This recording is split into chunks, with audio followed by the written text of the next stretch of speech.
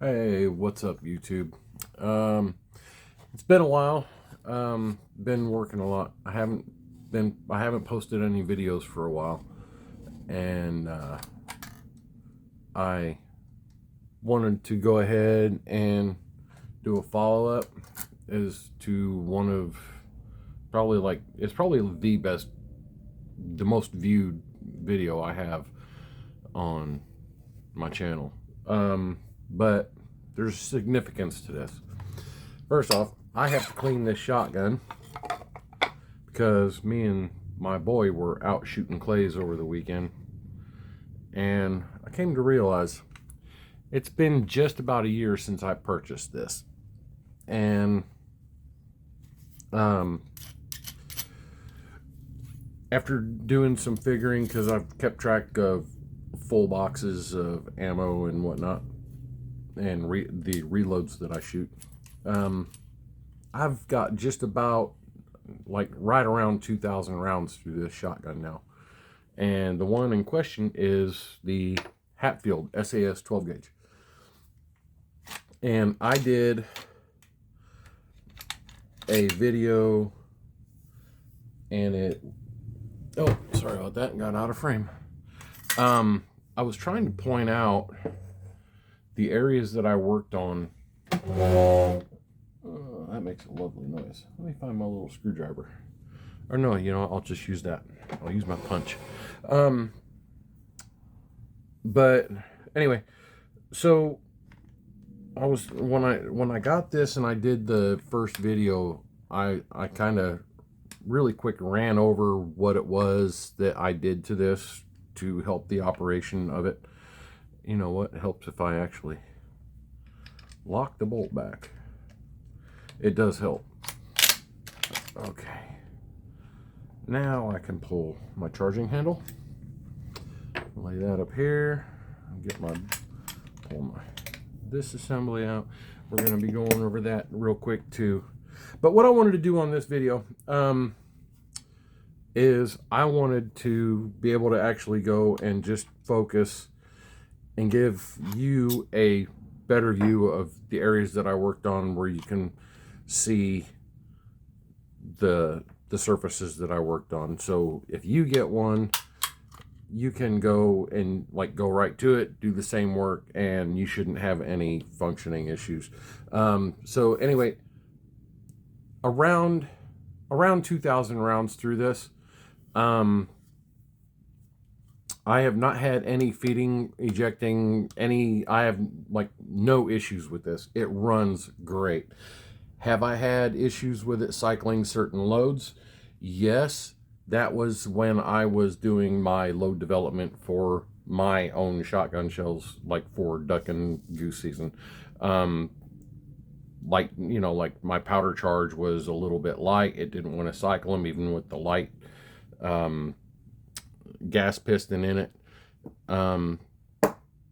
But that was me. I got my load development done. I can go into any store and I can buy any 2 3/4 inch target load.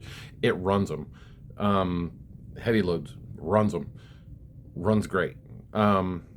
So that being said, I am going to turn the camera's attention down here to my workbench, and I am going to give you guys a better view. I moved my bench light and all that, so I will be able to actually point out the areas that I gave attention to, and you should be able to see this really good now versus the other video. So that's what I'm going to do. Give me a second here. I'm going to turn you guys down this way, and I'm going to see. I think that's going to work just fine like that. Okay, so this is my trigger assembly. Okay, and this is the front. Okay, I'm going to go ahead and bring this up because maybe you'll be able to see better. Okay, the hammer. Okay, right here, this front side of the hammer looked like somebody had cut it with a hacksaw. Let me get better in frame here. Okay, yeah, that works. Okay, so what I did was I went and I just really softly went with a Dremel, and I clean that up really good. My arm's slipping over here. I cleaned it up really good, and then I took a file on this edge right here on both sides, all the way around. It was really, really sharp. I made sure that I did not get the catch right there, but this side all the way down, and this side same thing all the way down right through here. I just softened that so it's not sharp. I don't cut myself when I'm cleaning it, don't cut through my rag or anything, but you can see with the light, you know, that thing is so smooth. Okay, that was all I've done to the trigger assembly. Now, so you understand why that's important, is this is your assembly for the bolt. Okay, so this is what when it goes off, when the gun cycles, it comes back and it hits on this very front edge right there in the front of that. And if that front edge is really, really rough like mine was, okay, it's going to create resistance, because that's what pushes that pushes your hammer back. So as it rides down that, it needs to slide. Reduced the wear on it, and I went in on the inside of this, like got down in here, and I did a little bit of cleanup on that and back here as well. And I did some polishing work on this edge and this edge. Again, took all the sharp edges off right here. They weren't necessary. It's not necessary for those things to be really, really sharp like that. So I cleaned that up. And of course, on the front side here, I cleaned that surface, all of these surfaces here. If it was a surface where it's metal on metal and it rides, I cleaned it up. Same thing with the bottom side of the bolt. I cleaned this up a lot. I didn't work it too much. Didn't want to change the tolerances, but it's much, much smoother now. And this thing, when, of course, it's kind of dirty, you can see some gunk down in there. But this thing, it's like butter, you know, and it's just great. No resistance. So that's what I did. Just cut down on all that resistance. Ooh. Now I'll bring you back up here with me. So by reducing that resistance, it does help the gun function better. As far as the receiver, I didn't get in there and clean anything up in there. I didn't mess with any of the tolerances, you know. So that's what I did with my SAS 12. This isn't going to be a really long video, but I wanted to be able to actually take the time. Since I had the time, I wanted to be able to get in here and give you guys a closer look, and hopefully that does, I mean hopefully you guys can see that better. Maybe even like this. Let me turn my light here a little bit. And oh goodness, everything's going to crap around here, I tell you. We're gonna do this. All right, so hey, maybe that'll work better. But yeah, I mean, just that front surface right there, that's what you want to look for. This is your hammer, basically. So that if you buy one of these, work that front side of that hammer, get all those cut marks out of the front of it, because it's really, really nasty when you get them. Not saying don't buy a Hatfield, quite the opposite. I would say for the 200, okay, I paid $240 for mine when I bought it. Now my son's wanting one, and he priced them at the same store, and I think they've gone up to $274 is what they were showing them for yesterday. But by all means, go and get one. And just if you put that little bit of work into it, if you have the know-how, Put that little bit of work into it. So a sub $300 semi-automatic 12 gauge. If you don't mind putting that little bit, 20 minutes worth of work, put that into it, and it's going to be great. I don't know what else to say about it, but hopefully this teaches you, or doesn't so much teach you, but it'll show you that you don't have to spend thousands of dollars on a shotgun, when you can get this. It's good. This shotgun will do the exact same thing as a $2,000 shotgun. You know what it doesn't do one thing that this gun does not do that a Benelli does. It doesn't cost $2,500. That's it. It runs great. I'm not saying it's better than Benelli. I'm not saying it's as good as a Benelli. I am saying that it does the same job. That's all I need it to do. You don't have to spend a whole lot of money on it. For me, $240 plus 20 minutes of work to get in there and then take it out, do that work, clean the gun out, clean your receiver out really well. Like all these little places down inside, where, look at that. Okay, that's just from shooting yesterday. So, it's like, yeah, they get dirty. That's what they're supposed to do. You get it dirty, you bring it, as soon as you're done shooting it, take it apart, clean it, blow it out, oil it, lightly oil it, and put it back together. If I shoot any of my firearms, I shoot it, I clean it. And then if they sit in the gun case for, a couple weeks or a month, I'll pull them all out and I'll check, make sure nothing's getting any surface rust or anything like that. Simple maintenance.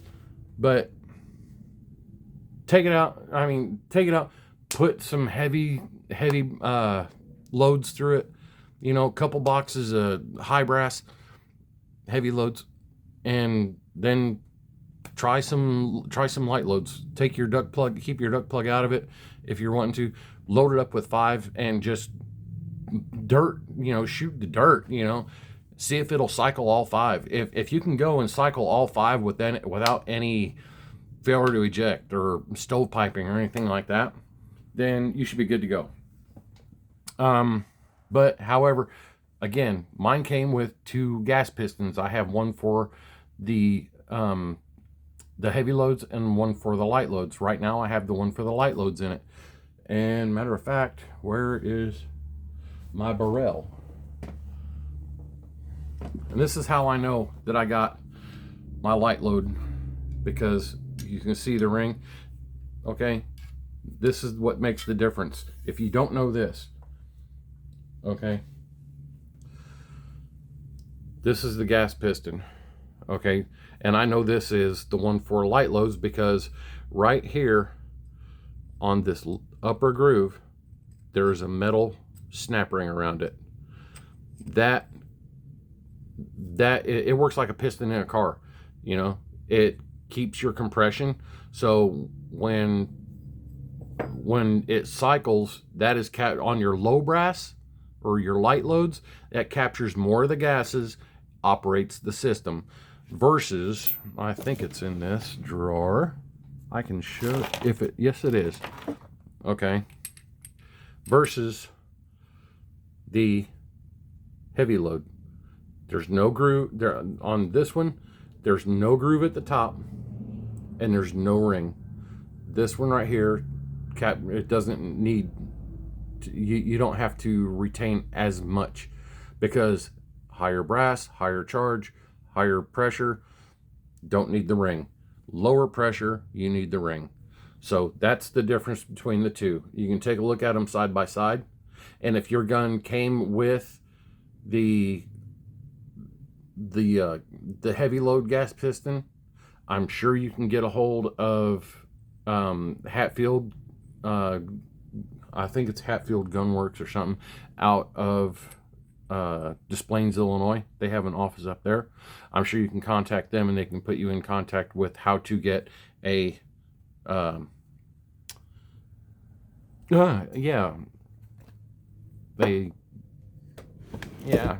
light load gas piston, but this is the one I use when I'm shooting clays.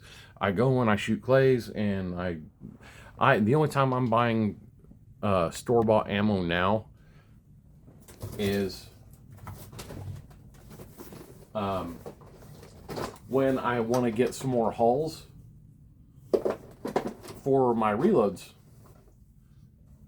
And what I've come up with, I just found these. One of the local sporting goods stores around here had these on sale.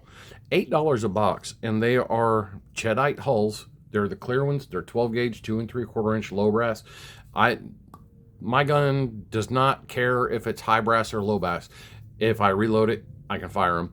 But Cheddite, they make primers and most shotgun shells that are actually out on the market, even if it says, what is this one? Okay, even if it says Federal, it's made by Cheddite. So, but, yeah, these were 7.5 ounce or 7.5 shot. I go and I can do my target practice. You know, I can stay in practice shooting clays, and then when it's all said and done, I bring my hulls home, knock them out. I knock out the primers, and I do all that good stuff, and I reload them, and then I can go again. But these, I noticed these things burn really clean. My gun does not get like near as dirty as it did with some of the other higher name brand shells, and I don't really buy high end shells. I'll usually buy I think, let me see what I got over here.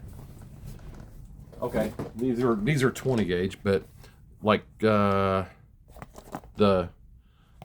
Winchester Expert, I don't know why they say Expert, but they're just high velocity steel shot for game and target. This is what I was able to find at the local store for the 20 gauge that my grandson's 20 gauge. I had a good time shooting that yesterday too. I ran some of my first reloads through that, and the powder I used, I was really impressed with that. Neither here nor there. Anyway, we're talking about the Hatfield SAS 12. Yeah, so go back, do all that good stuff. And it, you know, for me, doing this kind of stuff is therapy. I enjoy doing it, but I really want to say something, and this is not related to the Hatfield, but I do want to say, if you find any of my video, if you go through and watch any of my videos and you find any of this stuff helpful, let me know what you want to see more of. If you want to see more of the technical stuff, if you want to see like some field stuff, which kind of right now is not going to happen because there's nothing really in season that I hunt, or if you want to see me and my boys or my grandson out shooting clays, getting my grandson ready for this coming, or the duck and the waterfowl season for 2025. I really need to hear from some people. You know, I mean, what do you want to see? Did you find this helpful? I'm not trying to like blow up and all that crap, but I mean, I think I've only got like 19 subscribers. I'm not really tweaking about that or anything like that. But I mean, I do have, like I said, my first Hatfield video that I did, I've got just around 700 views on it, and like I said, it's been about a year since I got this. But that's kind of like my annual, or like my update on that shotgun 1 year later. As far as shot count, I can't give you an exact number, but I've got roughly about 2,000 rounds through it. Cycling, great. It's a great gun. I recommend them. But so that, and you know, getting in at being able to show you guys my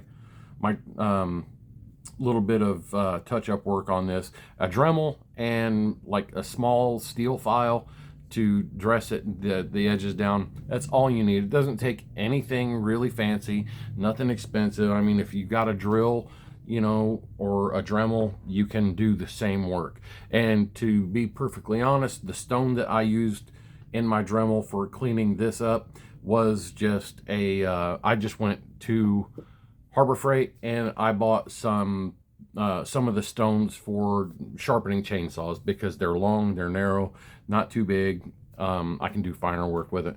I use those for stuff all the time. So anyway, if you guys find this video helpful, give me a thumbs up, whatever. Give it a like. You can share, subscribe, whichever you want to do. Drop me a comment if you have anything else, like any other comments or questions about this. I'm more than happy to look into it, or I'm more than happy to like help you guys out. And I have had a couple people ask me questions about it as far as like locating parts. I don't mind doing the legwork because I like messing with people. And when I say messing with people, is like, you know, companies that don't like to do very good customer service. But as far as customer service goes, if the place has good customer service, I will let you know. Anyway, I'm getting off topic. Wow, I really need to end this. But yep, my brother will be home in 2 days. I go to the airport to pick him up.